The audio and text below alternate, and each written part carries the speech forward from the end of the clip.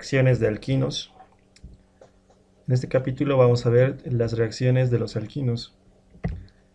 La primera reacción que vamos a tocar es la hidrogenación catalítica para obtener alcanos.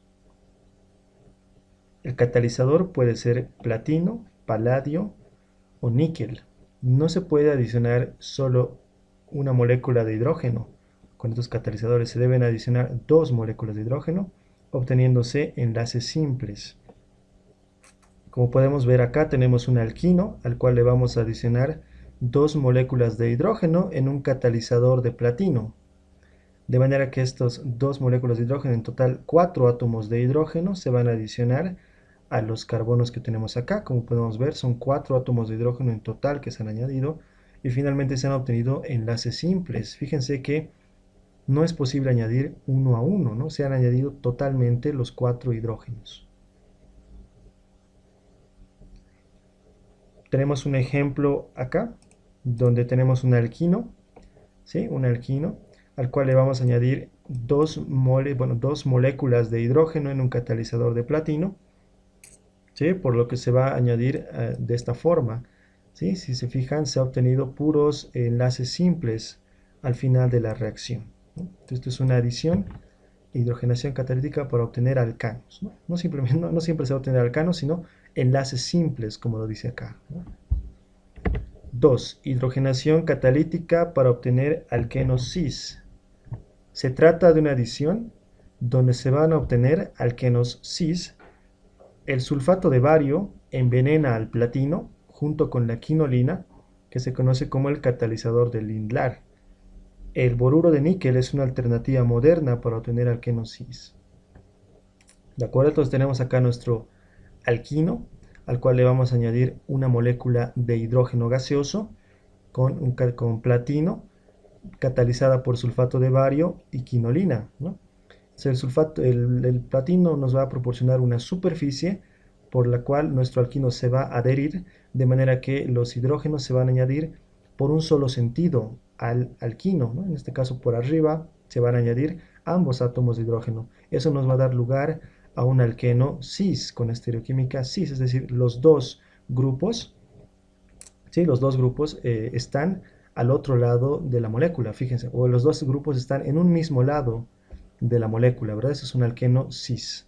Otra forma de obtener estos mismos alquenos cis es mediante boruro de níquel, ¿sí? Con hidrógeno.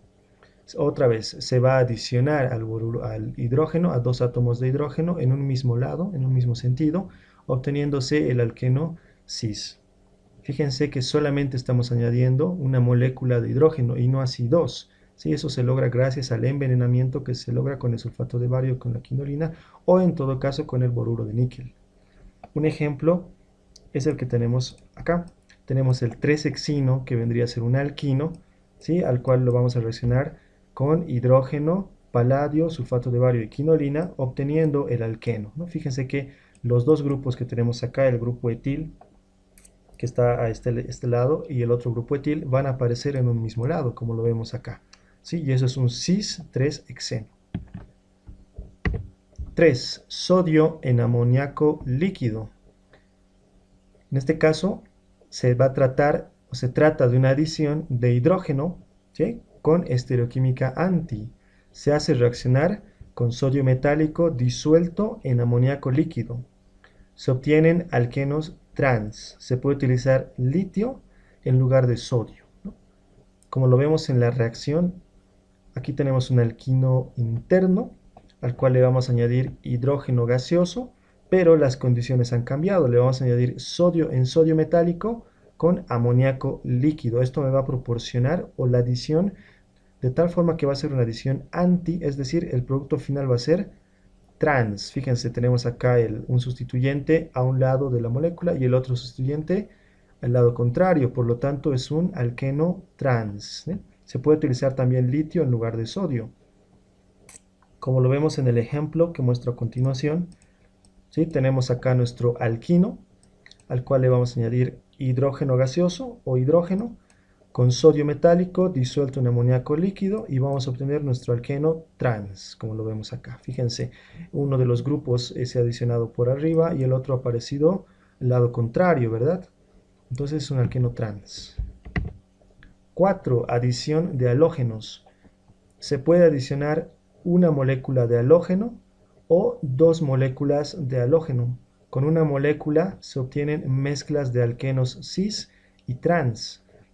Con dos se obtienen un solo producto. El halógeno puede ser cloro o bromo. Al igual que el hidrógeno que habíamos visto en la reacción anterior, los halógenos se encuentran en estado gaseoso en su forma más estable, es decir, por eso se adiciona de esta forma, porque así es como se encuentra en su manera más estable, como una molécula diatómica, ¿verdad? Es así como se tiene que adicionar entonces los halógenos. Partimos de un alquino interno en este caso y le vamos a adicionar la molécula de halógeno, ¿verdad? Que consta de dos átomos. Entonces puede ser una adición, una adición cis o un producto trans, o sea, puede ser producto cis y trans, por eso se producen mezclas, ¿de acuerdo? Se producen mezclas. Un 70% de trans, un 30% de cis, pero al final se van a obtener mezclas de los productos. Si adicionamos una segunda molécula de halógeno, entonces ya vamos a obtener este producto, ¿no? El que ya va a tener 4 átomos de halógeno. Y al final va a ser un solo producto, ¿verdad? Va a ser un solo producto. Entonces también se podría añadir directamente dos moléculas de halógeno, como lo vemos acá. En total sería 4 átomos de halógeno y obtendríamos este producto, ¿no? Acá tenemos un ejemplo. Tenemos el 2-pentino, al cual primeramente le añadimos una molécula de bromo gaseoso, de la cual obtenemos este producto, ¿no? Este producto evidentemente va a ser una mezcla cis y trans, ¿sí? Le añadimos una segunda molécula de bromo gaseoso y obtenemos el producto final, ¿sí? Con 4 átomos de bromo que se ha añadido al alquino inicial, ¿no? Adición de haluros de hidrógeno.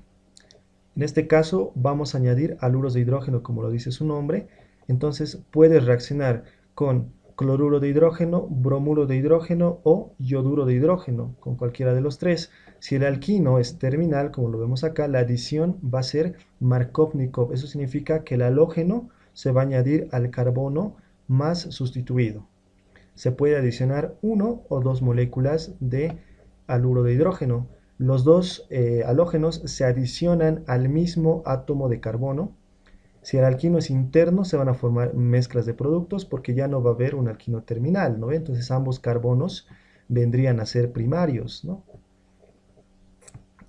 Son adiciones con carbocationes como intermedios, similar a la adición de alquenos, ¿no? Entonces veamos la siguiente reacción. Fíjense, aquí tenemos un alqueno terminal, es el que utilizamos y no utilizamos un alquino terminal, perdón, no un alquino interno, porque el alquino interno es primario, ambos carbonos serían primarios. Fíjense, este carbono solamente puede estar unido a un carbono, por lo tanto es primario, ¿verdad?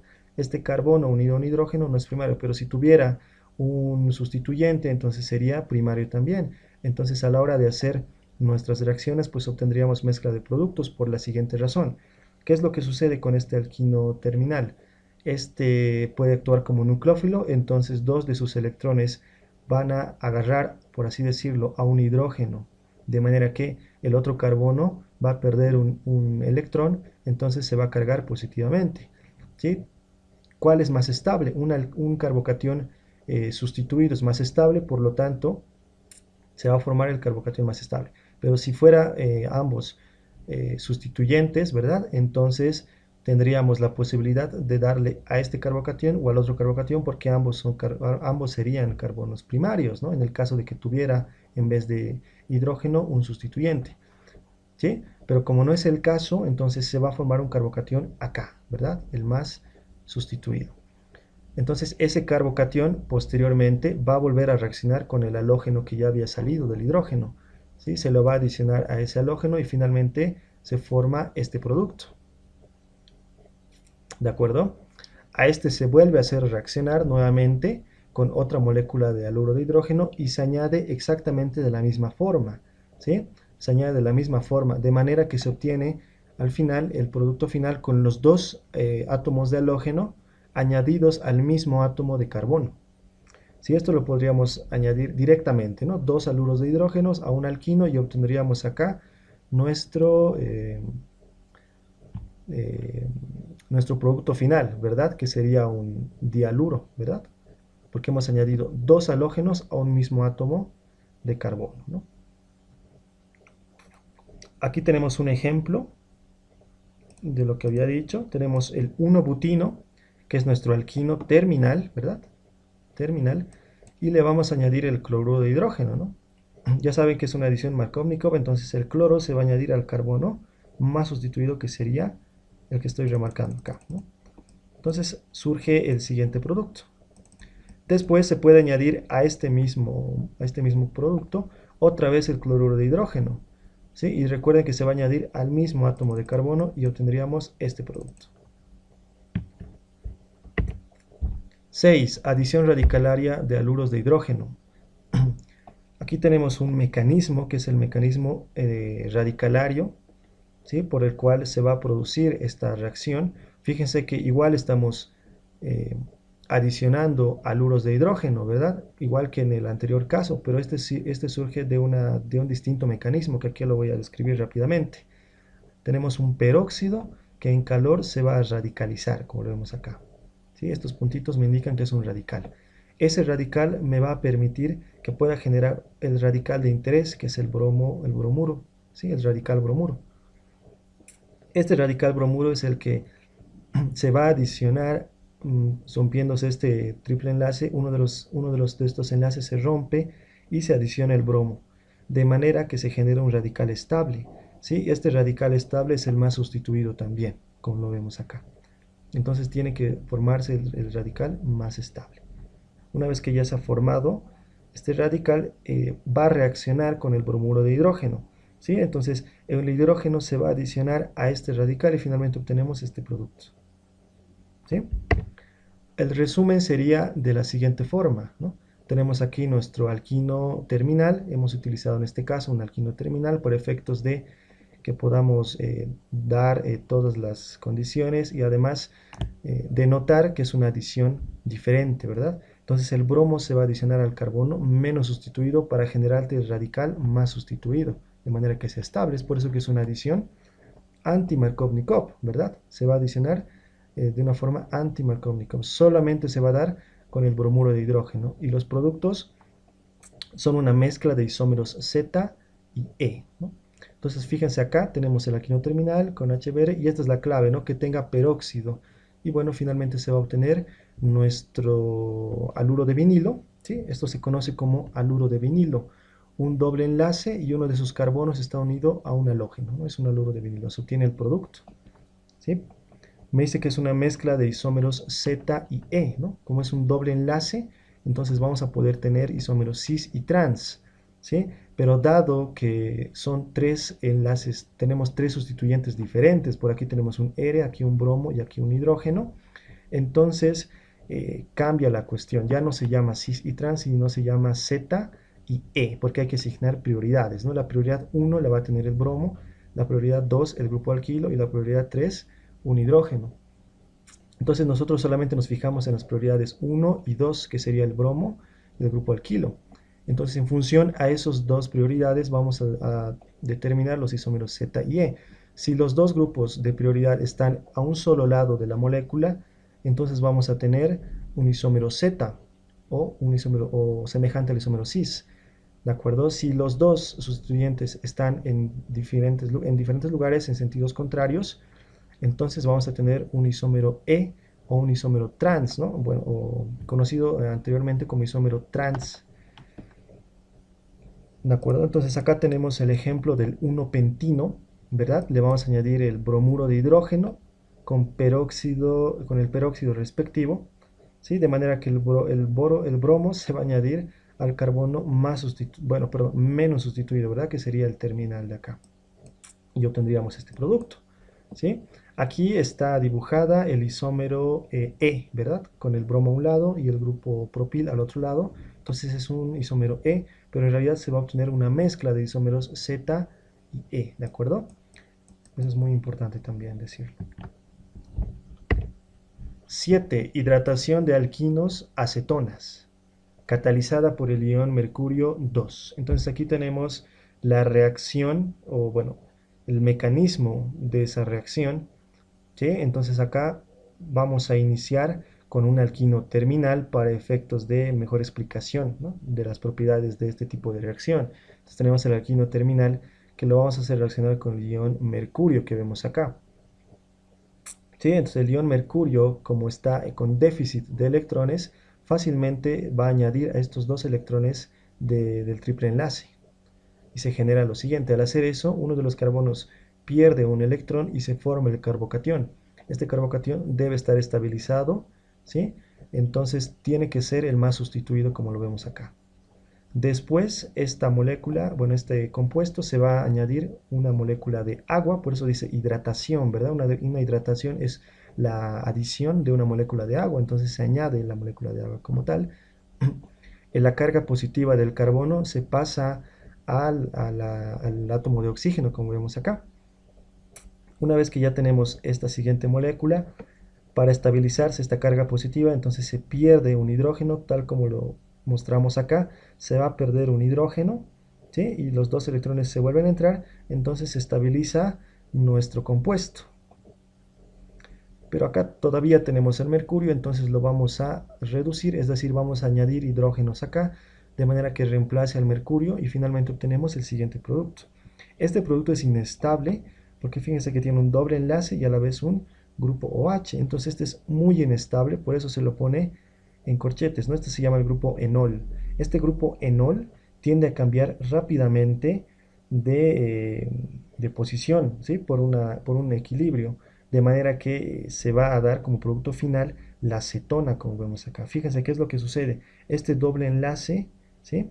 Este doble enlace se viene acá al oxígeno, y el oxígeno pierde el hidrógeno, y ese hidrógeno se vuelve a adicionar a este carbono. Por lo tanto, se llega a formar esta cetona, ¿ven? Acá tenemos un grupo alquilo, acá otro grupo, un grupo metil, y obtendríamos la cetona. Por eso se llama la hidratación de alquinos a cetonas, ¿no? El resumen de toda la reacción la tenemos acá.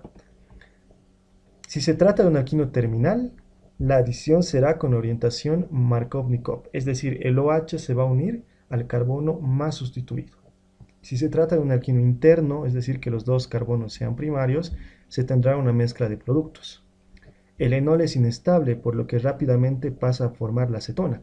El equilibrio enol-ceto se conoce como tautomería. Este equilibrio se desplaza hacia la cetona, es por eso que se dice que el producto final es la cetona. ¿De acuerdo? Como lo tenemos acá en el resumen, tenemos el alquino terminal, le vamos a adicionar agua porque dice hidratación, pero acá tenemos nuestros reactivos, ¿verdad? El sulfato de mercurio, de donde se obtiene el ion mercurio, y el ácido sulfúrico, de donde se va a acidificar, ¿no? De donde se va a adicionar el hidrógeno. Bueno, finalmente el producto final, como ya se dijo, es esta cetona, ¿no? Fíjense que el OH se ha añadido a este átomo de carbono. Después, por el equilibrio tautomérico, este se ha vuelto cetona, ¿no? Este carbón es donde se ha adicionado el oxígeno, como lo vemos acá. Finalmente se ha obtenido la cetona. Vemos acá en el ejemplo que tenemos el propino, le añadimos agua con sulfato de mercurio y ácido sulfúrico, y fíjense que el grupo OH se va a adicionar a este carbono, que luego se va a convertir en cetona, ¿no? Como lo vemos acá. ¿De acuerdo? 8. Hidratación de alquinos a aldehídos. Hidroboración, oxidación. ¿Sí? Aquí tenemos el mecanismo de reacción en resumido. ¿Sí? Vamos a partir de un alquino terminal y le vamos a adicionar el siguiente reactivo que se conoce como diacimilborano. ¿Sí? Le vamos a añadir el diacimilborano, se va a añadir al carbono menos sustituido. ¿Sí? Posteriormente este producto que hemos sacado lo vamos a oxidar. ¿Cómo se oxida? Con peróxido de hidrógeno y hidróxido de sodio, ¿sí? De manera que este grupo que estoy remarcando ahora se va a convertir en OH, como lo vemos acá. Pero ¿qué es lo que se ha formado? Nuevamente es el enol, ¿verdad? Es un enol, un doble enlace y uno de sus carbonos unido a un OH. Sabemos que es inestable, inmediatamente se va a formar la cetona, como vemos acá. La diferencia es que en este caso la cetona está en un alquino, en un carbono que está al final de la cadena, por lo tanto se va a formar un aldehído, ¿no? Como lo vemos acá en el siguiente resumen, si se trata de un alquino terminal, la adición será con orientación anti-Markov-Nikov. Es decir, el OH se va a añadir almeno sustituido. Por el equilibrio de tautomería que se desplaza hacia la forma ceto, en este caso, como uno de los sustituyentes es un hidrógeno, el producto será un aldehído. Para que se tenga aldehídos como productos, el alquino debe ser terminal, como ya lo habíamos mencionado, ¿no? Con alquinos internos se tendrán mezcla de productos cetonas, ¿sí? Entonces, para que cumpla su funcionalidad, esta reacción que habíamos dicho que es la hidratación a aldehídos, ¿verdad? Para que cumpla esta función debe ser un alquino terminal. Entonces, fíjense el resumen que tenemos acá, el alquino terminal en una primera reacción con el diacimilborano con THF, esto me cataliza la reacción, y en una segunda parte la oxidación con peróxido de hidrógeno y hidróxido de sodio y obtendríamos el aldehído, ¿no? Aquí tenemos un ejemplo, tenemos el propino, ¿sí? Tenemos el propino que lo vamos a hacer en dos reacciones sucesivas, ¿no? La primera que ya hemos dicho y la segunda la oxidación. Ya saben que el OH se va a añadir al carbono menos sustituido, que sería el que estoy remarcando. Posteriormente, por el equilibrio, se va a convertir en una acetona, ¿verdad? Bueno, en realidad se va a convertir en un aldehído, ya que este sustituyente es un hidrógeno, ¿no? Entonces obtendríamos el propanal, ¿no? A partir del propino obtendríamos el propanal. 9. Reacciones de oxidación de alquinos. Ruptura oxidativa con pergamanato de potasio.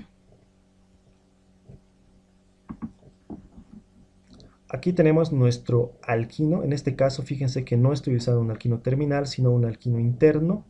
Lo vamos a hacer reaccionar con pergamanato de potasio, con hidróxido de potasio, con agua y con calor. Toda esta reacción me va a catalizar, bueno, me va a oxidar este alquino de tal manera que se va a formar estos dos productos, ¿no? ¿Sí? Fíjense que tienen pinta de ácido carboxílico, pero todavía no, les hace falta un hidrógeno, ¿verdad? Eso se consigue mediante la adición, la acidificación, ¿verdad? Mediante la adición de una solución ácida que se consigue del ácido clorhídrico, de manera que al final obtendríamos nuestros ácidos carboxílicos, ¿no? Acá tenemos el resumen, como lo vemos, ¿sí? Tenemos nuestro alquino interno en una primera reacción con pergamanato de potasio en medio básico y en una segunda reacción se acidifica, ¿no? La solución, se acidifica a la reacción, es decir, se adiciona hidrógenos, puede ser mediante ácido clorhídrico como lo hemos especificado acá. Bueno, al final vamos a tener nuestros dos ácidos carboxílicos, ¿no? Algunos apuntes sobre esta reacción: se la debe realizar en medio básico y o con calor. Si es un alquino interno, produce ácidos carboxílicos. Si es un alquino terminal, produce ácido carboxílico por un lado y CO2 por el otro, es decir, no se forma el ácido fórmico, directamente el CO2. El agua actúa como disolvente, ¿no? Ya habíamos dicho que el agua actúa como disolvente, como en estos dos casos, ¿no? Acá está como disolvente, ¿sí? Para el medio básico, acá también está como disolvente para el medio ácido, ¿no? Ya para acidificar. Entonces, en este caso, el agua se utiliza como disolvente. Tenemos acá un ejemplo, ¿no? De un alquino, que este sería el pentino. Al pentino lo vamos a someter a una oxidación, por una parte con pergamanato de potasio en medio básico y como una segunda reacción lo vamos a hidrogenar. Entonces vamos a obtener de esta primera parte del pentino, vamos a obtener el ácido butanoico, ¿sí? De la otra parte de acá, ¿sí? Imagínense, si adicionamos un oxígeno aquí arriba y el otro oxígeno por acá, lo completamos con hidrógeno, este vendría a llamarse ácido fórmico, ¿sí? Pero ¿qué nos dice la regla? Que no se va a formar el ácido fórmico, sino directamente se va a formar el CO2, como lo vemos acá. 10. Reacciones de oxidación de alquinos. Ruptura oxidativa por ozonólisis, ¿no? Esta es otra de las reacciones oxidativas, en este caso por ozonólisis, como lo dice. Pero en realidad se trata de una ozonólisis seguida de hidrólisis, es decir, son dos reacciones. Los productos son los mismos que en una ruptura con pergamanato. Si es un alquino terminal, produce ácido carboxílico y CO2. Es decir, no se forma el ácido fórmico, solo el CO2, lo mismo que con pergamanato, ¿verdad? El agua participa como reactivo en la hidrólisis. Esto es diferente, ¿no? Habíamos remarcado que con pergamanato el agua era disolvente, pero en este caso el agua participa, ¿no?, como reactivo en la hidrólisis. Recuerden que la hidrólisis es la adición de agua. Entonces el agua es un reactivo en este caso. Para determinar un alquino inicial se puede utilizar cualquiera de las dos rupturas de manera indistinta. Es decir, a la hora de identificar cómo hemos podido obtener ácidos carboxílicos, se puede utilizar cualquiera de los dos, ya sea pergamanato o ozonólisis. Sí, aquí directamente hemos escrito el resumen porque es un mecanismo algo complejo, entonces de manera directa, ¿no? Aquí tenemos un alquino interno con una primera ozonólisis, posterior hidrólisis, se forman nuestros ácidos carboxílicos de manera directa, ¿no? Acá tenemos un ejemplo, ¿sí? Un ejemplo. El alquino, como lo vemos acá, este es el 2-pentino, ¿sí? El 2-pentino, una ozonólisis, posterior hidrólisis. Entonces vamos a obtener nuestros dos ácidos carboxílicos, ¿no? El primero, perdón, el primero que tenemos acá, este primer ácido carboxílico, y este segundo ácido carboxílico, ¿verdad? Simplemente se rompe y se forman los ácidos carboxílicos, ¿de acuerdo? Y finalmente, para terminar, la última reacción que vamos a ver, la última reacción de los alquinos, ¿sí? Esto se llama reacción de oxidación de alquinos, oxidación a alfa-dicetonas, ¿sí? Para obtener la alfa-dicetona se la debe realizar en medio neutro. Eso es muy importante. Si se calienta o se realiza en medio básico, se va a dar la ruptura oxidativa que se vio en la reacción 9. Es decir, si calientas o le das un medio básico, se va a obtener esta reacción, directamente los ácidos carboxílicos. ¿De acuerdo? O sea, hay que cuidar eso. Fíjense, tenemos acá un alquino interno, ¿sí? Lo vamos a reaccionar con pergamanato de potasio con agua, pero en medio neutro. ¿De acuerdo? Eso primero vamos a obtener el siguiente compuesto que es transitorio, es decir, es muy inestable, ¿sí? Del cual se pierden dos moléculas de agua. Fíjense que de cada molécula de carbono, perdón, que de cada átomo de carbono se pierde un átomo de oxígeno y dos átomos de hidrógeno, ¿sí? Se pierde dos átomos de hidrógeno y un átomo de oxígeno por cada molécula, por cada átomo de carbono. Por eso se llama alfa-dicetonas, porque una eliminación alfa es cuando se pierden átomos del mismo átomo de carbono. Por eso se llama alfa-dicetonas, ¿de acuerdo? Entonces, de cada uno de estos átomos de carbono se pierde una molécula de agua prácticamente, ¿verdad? H2O. Y finalmente vamos a llegar a la alfa-dicetona que vemos acá. ¿Sí? El resumen de la reacción es el siguiente. Tenemos acá nuestro alquino interno con pergamanato de potasio y agua en medio neutro. Fíjense, directamente obtenemos la alfa-dicetona, ¿sí? Como lo vemos acá. Una dicetona. ¿De acuerdo? De manera directa. Si calentáramos acá un poquito o le añadiéramos el medio básico, entonces esto ya se formaría directamente ácidos carboxílicos, como lo vemos acá. Fíjense, tenemos el alquino interno, pergamanato, agua, calor y medio básico, obtenemos los ácidos carboxílicos luego por acidificación, ¿verdad? Entonces, eso es lo que tiene que tener acá, medio neutro para que se obtenga la alfa-dicetona. Acá tenemos un ejemplo. ¿Sí? Tenemos el 2-pentino, como lo vemos acá, lo hacemos reaccionar con pergamanato de potasio, agua y el medio neutro, y automáticamente obtendremos la dicetona, ¿no? Fíjense, directamente se obtiene la dicetona. Bueno, hasta aquí ya habríamos terminado las reacciones de los alquinos, y acá está la bibliografía utilizada, ¿no?